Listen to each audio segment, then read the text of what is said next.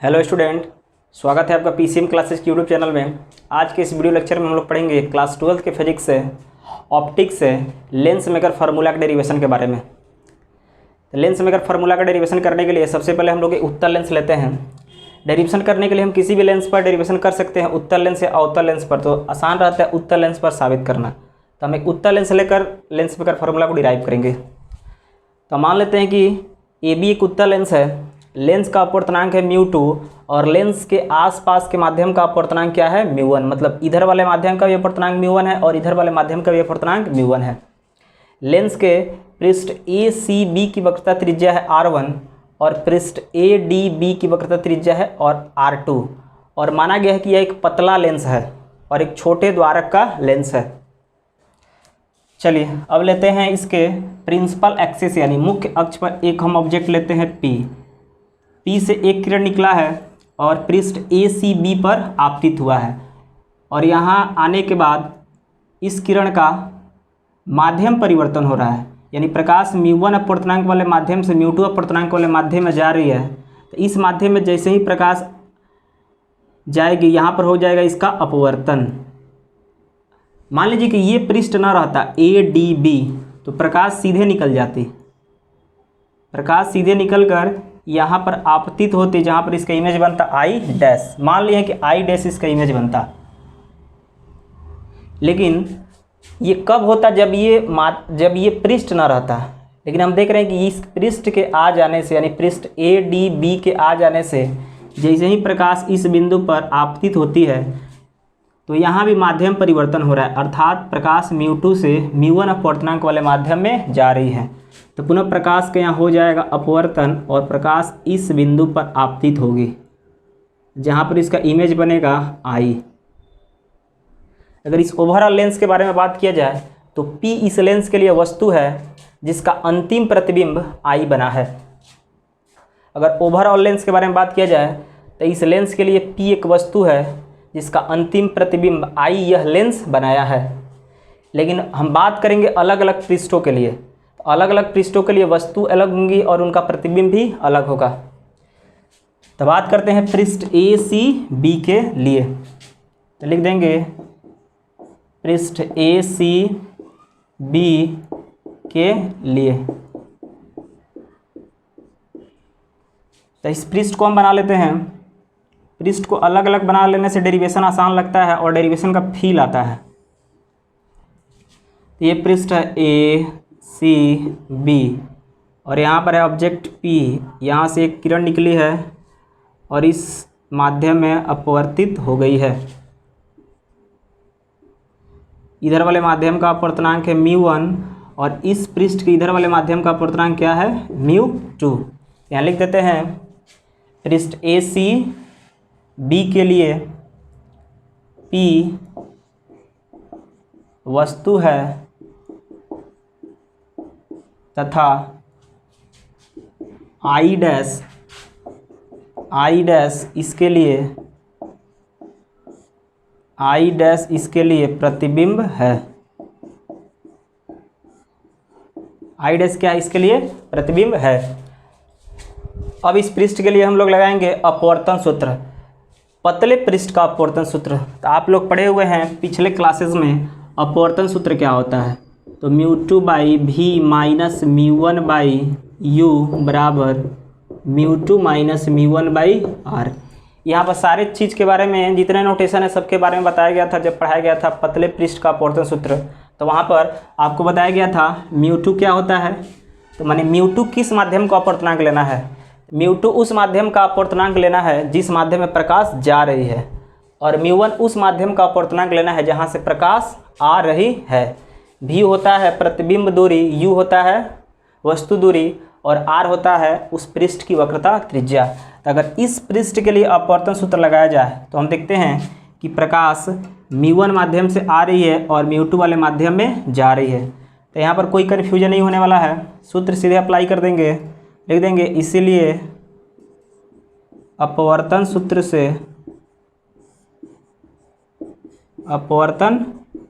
से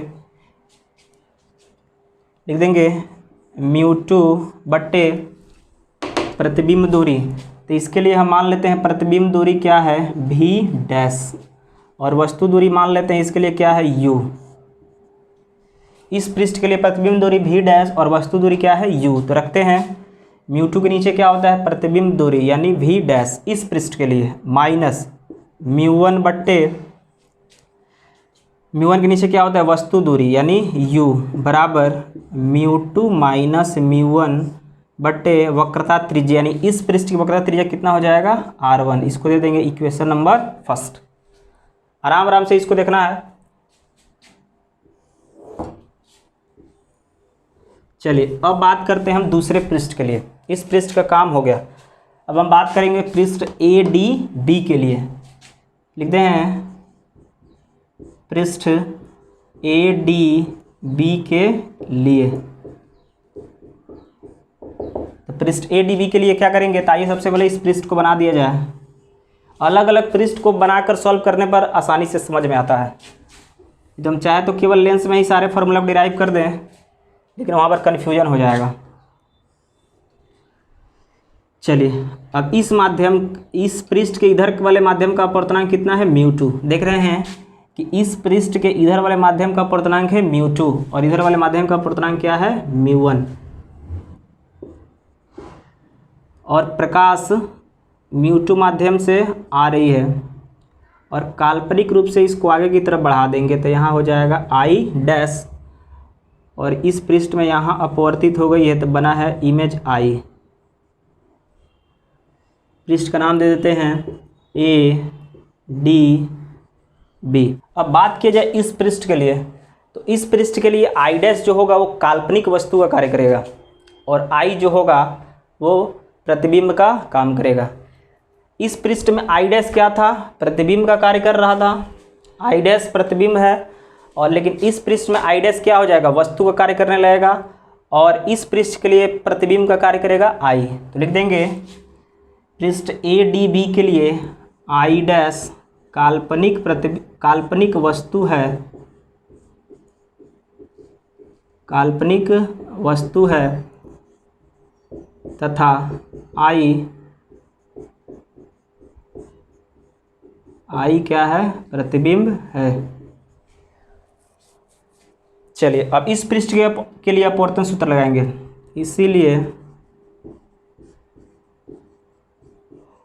इसीलिए अपवर्तन सूत्र से, अब यहाँ देख रहे हैं कि अपवर्तन सूत्र जब इस पृष्ठ के लिए लगाएंगे तो यहाँ पर इस पृष्ठ के अपेक्षा इस पृष्ठ में कंडीशन उलट गया है। कहने का मतलब इस पृष्ठ में प्रकाश आ रहा था μ1 से और जा रहा था μ2 वाले अपवर्तनांक वाले माध्यम में, लेकिन इस पृष्ठ के लिए प्रकाश आ रहा है μ2 अपवर्तनांक वाले माध्यम से और जा रहा है μ1 अपवर्तनांक वाले माध्यम में। ये अपवर्तन सूत्र लगाएंगे तो वहाँ μ1 और μ2 क्या हो जाएगा, उलट जाएगा। यानी अपवर्तन सूत्र μ2 बट्टे v माइनस μ1 बट्टे u बराबर μ2 माइनस μ1 बट्टे r। ये सूत्र था।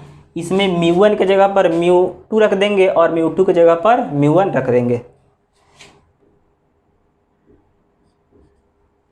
सर आइए सूत्र रखते हैं तो क्या हो जाएगा, μ1 बट्टे क्या हो जाएगा,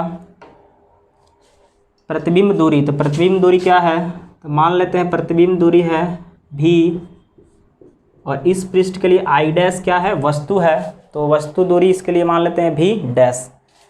तो μ1 बट्टे कितना हो जाएगा, प्रतिबिंब दूरी v माइनस μ2 बट्टे वस्तु दूरी v डैश बराबर μ1 माइनस μ2 बट्टे r2 इस पृष्ठ की वक्रता त्रिज्या। अगर ज़्यादा कन्फ्यूजन हो रहा है तो बस आप याद रखिए इस पृष्ठ के लिए जो भी अपवर्तनांक रखेंगे उल्टा रखेंगे। जहाँ इस पृष्ठ के लिए जहाँ μ2 रखे थे वहाँ हम क्या रखेंगे, μ1 रखेंगे, और जहाँ पर μ1 रख रहे थे वहाँ इसके लिए क्या रखेंगे, वहाँ पर μ2 रखेंगे। उसी तरह यहाँ पर भी है। चलिए यहाँ तक आपको समझ में आ गया। अब हम समीकरण 1 और समीकरण को क्या करते हैं, जोड़ते हैं। तो समीकरण 1 प्लस समीकरण 2, समीकरण 1 के LHS को और समीकरण 2 के LHS को एक साथ जोड़ेंगे और RHS और RHS को एक साथ जोड़ेंगे। तो समीकरण 1 का LHS है ये, म्यू टू बट्टे भी डैश माइनस म्यू वन बट्टे यू, समीकरण 2 का LHS है ये, भी माइनस म्यू टू बाई भी डैश बराबर mu two minus mu one बट्टे R1 plus mu one minus mu two बट्टे R2। इसको हम मिटा देते हैं। चलिए देख रहे हैं कि इसमें से कुछ टर्म कटेगा। म्यू टू बट्टे भी डैश माइनस म्यू टू बट्टे भी डैश, ये क्या हो जाएगा, कट जाएगा। यहाँ क्या बचेगा, म्यू वन बट्टे भी माइनस म्यू वन बट्टे यू बराबर, यहाँ बचा mu two minus mu one बट्टे R1। यहाँ से माइनस कॉमन निकालेंगे, ये भी हो जाएगा mu two minus mu one बट्टे R2।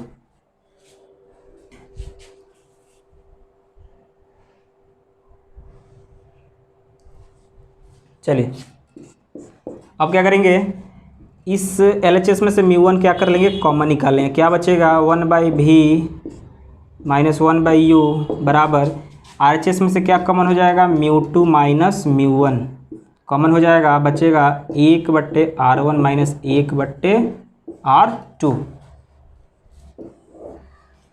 अब क्या करेंगे, म्यू वन को RHS में ले जाकर डिवाइड कर देंगे, तो क्या हो जाएगा 1 बट्टे भी माइनस 1 बट्टे यू बराबर mu two minus mu one बट्टे mu one into 1 by R1 minus 1 by R2। 1 बट्टे भी माइनस 1 बट्टे यू डिवाइड करेंगे तो ये हो जाएगा mu two by mu one minus 1 into 1 by R1 minus 1 by R2। इस सूत्र को देखने पर आपको कुछ याद आ रहा होगा। यह सूत्र हम लोग लेंस सूत्र में यूज करते थे। लेंस सूत्र में क्या होता था, 1 बाई एफ बराबर 1 बाई भी माइनस 1 बाई यू। तो इसके जगह पर क्या रख देंगे, 1 बाई एफ। रखने पर क्या मिलता है, 1 बाई एफ बराबर म्यू टू बट्टे mu one minus 1 into 1 by R1 minus 1 by R2। तो हमको क्या सूत्र मिल गया, 1 बाई एफ बराबर mu two by mu one minus 1 into 1 by R1 minus 1 by R2। यही होता है lens maker formula. Lens maker formula Hindi में इसको बोलते हैं लेंस निर्माता सूत्र।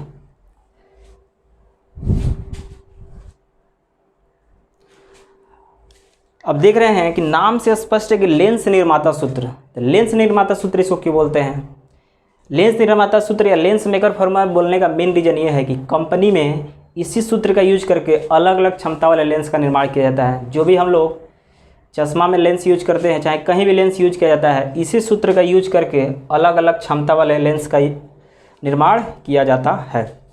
चलिए इसको आप कॉपी कीजिए। उसके बाद हम एक दो स्पेशल केस देखते हैं लेंस मेकर फार्मूला का।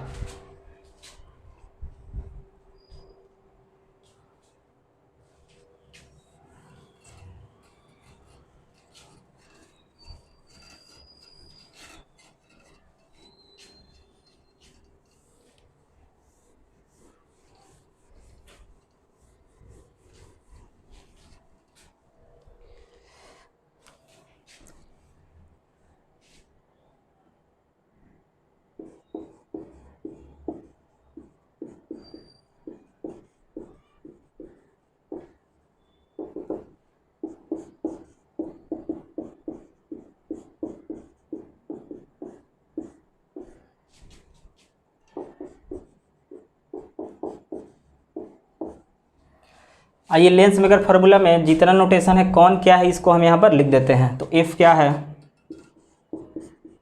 लेंस की फोकस दूरी, लेंस की फोकस दूरी, ये सब आपको पता रहेगा कौन क्या चीज़ है, तभी आपसे न्यूमेरिकल लेंस मेकर फार्मूला का बनेगा। और बराबर आपके लेंस मेकर सूत्र से या लेंस मेकर फार्मूला से आपके एग्जाम में क्वेश्चन आते हैं। तो इसीलिए इस टर्म को जानना आपको ज़रूरी है। म्यू टू क्या है, लेंस का अपवर्तनांक, लेंस का अपवर्तनांक। म्यू वन है लेंस के आसपास के माध्यम का अपवर्तनांक, माध्यम का अपवर्तनांक, और R1 एंड R2 क्या है, लेंस के पृष्ठों की वक्रता त्रिज्या। ये नोटेशन आपको याद होना चाहिए, न्यूमेरिकल बनाने में आसानी होगा। चलिए अब बात किया जाए केस 1 का। तो लिख लेते हैं, मान लेते हैं अभी तो हम लोग यहाँ μ1 और μ2 जो भी लिए हैं वो मान लेंगे जनरल कोई सा माध्यम है, लेकिन यदि स्पेशल यदि लेंस के आसपास के माध्यम क्या हो, हवा हो, तो उस केस में लेंस मेकर सूत्र क्या बनेगा, यानी हवा के लिए किस तरह इस फॉर्मूला का यूज करेंगे, लिख देंगे यदि लेंस के आसपास का माध्यम, लेंस के आसपास का माध्यम हवा हो तो μ1 क्या हो जाएगा 1, यानी हवा का अपवर्तनांक कितना हो जाएगा 1, तथा लेंस का अपवर्तनांक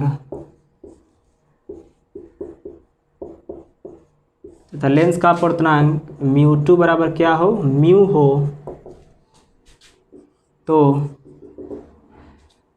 लेंस मेकर सूत्र में जब इस मान को रखेंगे तो क्या लेंस मेकर फार्मूला बनता है, तो 1/f बराबर μ2 की जगह रख देंगे म्यू और μ1 की जगह रख देंगे 1 - 1 इंटू 1/r1 - 1/r2, या 1/f बराबर mu minus 1 into 1/r1 - 1/r2।